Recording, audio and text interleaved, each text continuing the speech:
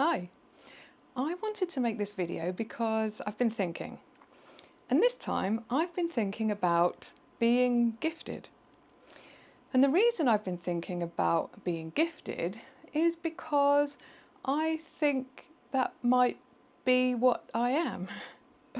So it feels a very strange thing to say out loud, but I didn't make up the name. I'm just letting you know what I think I might have uncovered during my investigations about my autistic traits. So if you've seen my previous videos about undiagnosed autism, you'll know that I've been going on a bit of a journey of self-discovery, and I came to the conclusion that I have several autistic traits. And that helped me to explain some of the challenges that I've faced during my life. I did a lot of research and took quite a few online assessments and came to the conclusion that I probably had enough traits to be categorised as autistic. But I've been masking or camouflaging those traits, as well as building my life around avoiding the things that cause me the most problems, meaning that my current support needs would be low. So, although I felt confident that I fitted enough of the criteria to be autistic, I know I'm not a severe case, and I know that I don't have challenges with all of the traits that fall under autism. And that's probably why it took me such a long time to make the connections. And it's definitely been helpful to have some answers and some more awareness of why some things have always seemed more challenging for me than they seem to be for other people. But I haven't stopped investigating because I know there's always more to learn, and the science never stops progressing either. And I still have plenty of books on my reading list, and I carry on listening to other people's stories. But anyway, the point I'm making is that it wasn't long after I finished making the previous video that I came across the subject of giftedness. And initially I assumed that it must have been referring to child prodigies or talented sports people or artists. But when I started to look a bit deeper, I found that it's actually another type of neurodiversity. And it definitely isn't as straightforward as just being good at something. So giftedness often overlaps with autism and ADHD, but it is also a separate category on its own. And when I started reading about giftedness, I soon realised that it isn't really what it sounds like. So maybe it doesn't quite have the right name. It might be better described as depth and intensity. And I've also seen the word overexcitability used quite a lot too, when talking about giftedness. So that one isn't quite what it sounds either, but I'll get on to a few more details and some examples in a minute. So being classed as gifted does indicate advanced ability, but not necessarily in terms of intellect, but more how a person processes the world around them. So it isn't about being better than other people, just different. And I think to me the word gifted implies being better or superior, but in this context that isn't what it means. I thought it would be helpful for me to make a video about it. Firstly, to work through my own thoughts and understanding about giftedness, but also to help raise awareness of it with other people. Because if you're like me, and maybe you are if you've been interested in my videos, then you might also have a bit of a shock about how closely you can relate to what being gifted actually means. I mean, I'd never even heard of it before, let alone thought about whether it might apply to me and offer me some answers about why I'm always thinking about things so much. So let's have a look at what it actually means. Well, I'm afraid that just like any other neurodiversity, there's no single profile for being gifted, but there are some common themes.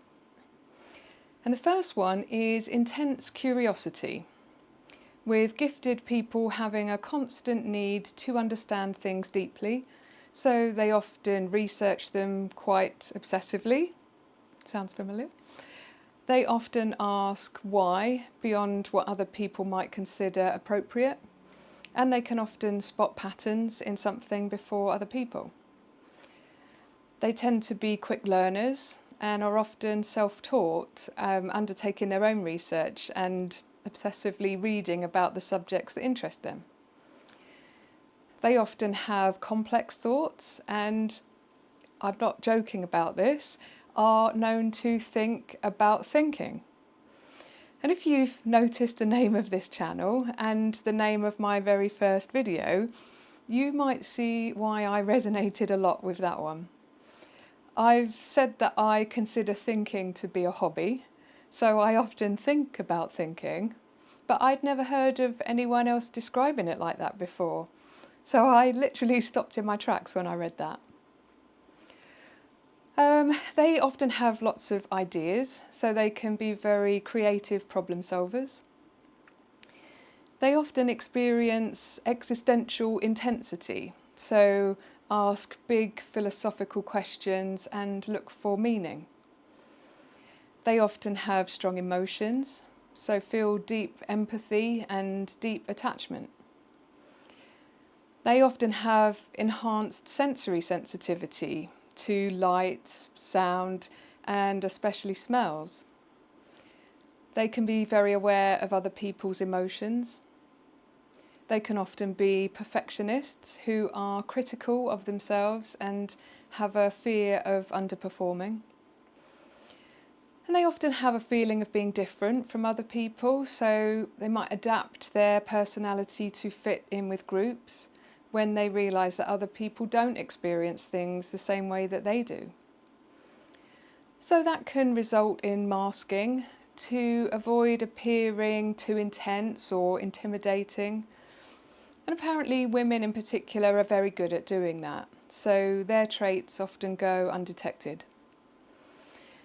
And because there are so many overlaps with other conditions and not much awareness of giftedness, people are often diagnosed with something else instead.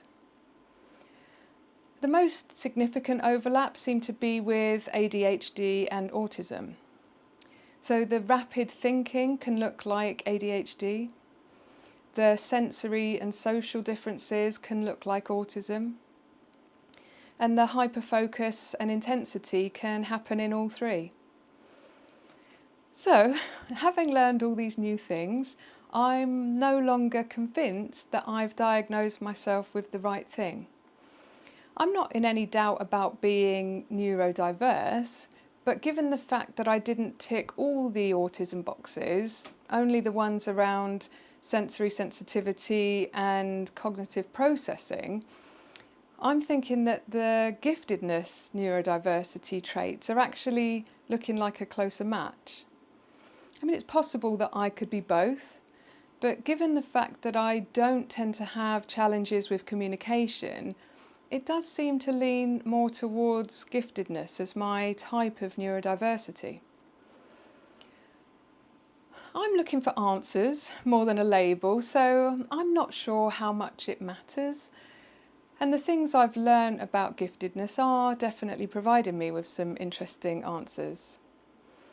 The giftedness isn't necessarily a good or a bad thing, and like any neurodiversity, it will be different for each person, and their experience will be impacted by their lifestyle, their environment, and their social circle, and whether or not those things are a good match for their individual traits. So some of the things that are considered to be good about giftedness are being innovative and creative, being able to learn things quickly and spot problems and predict outcomes, having strong intuition and being able to understand the dynamics between people and spot hidden motivations, and appreciating things deeply, which can bring a sense of joy from things like appreciating beauty or creativity and having a rich inner world. And there are also quite a few challenges that can be part of giftedness, and those are sensory overload, emotional exhaustion, difficulty switching off, which can result in insomnia or even burnout, loneliness, isolation, and trouble finding peers and like-minded people. And also underachievement caused by things like perfectionism, fear of failure, and emotional overwhelm. So often people only discover they have these traits in later adulthood as a result of burnout or therapy or receiving a diagnosis of ADHD or autism. And I can imagine that a lot of people choose not to talk about it when they do find out. Because how do you tell someone that you are gifted and then expect understanding and support because your giftedness is causing you some problems?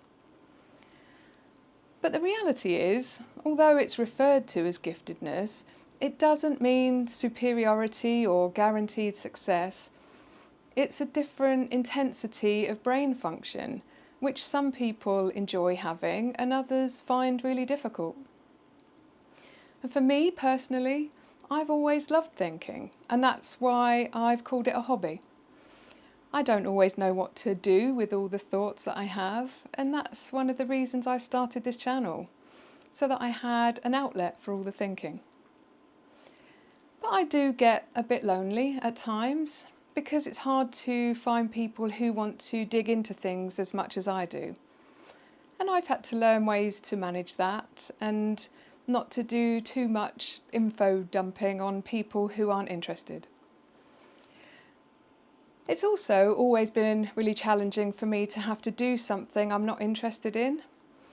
And although that probably sounds quite obvious and that nobody wants to do something they're not interested in, I've always felt that it impacts me more and that other people seem able to shrug it off more easily than me. Whereas I'll be really struggling to contain my emotions when I find myself in that sort of situation. So as you've probably gathered, this is still all quite new to me, so it's a work in progress. And I've got a lot more thinking to do now that I've found out what might really be going on in my brain. It does seem a bit harder to find information about giftedness compared with autism and ADHD. So I hope that by making this video, I might be helping someone else, like me, who's been wondering why their brain seems so curious and relentless in the quest for more knowledge. So I wonder if anyone else can relate to these traits and maybe also feels uncomfortable about the word gifted. I'd love to hear your thoughts and experiences if you would like to leave a comment. So I hope you've taken something useful from this video, but I think that's all for this time. Thanks for watching, and I hope to see you next time. Bye!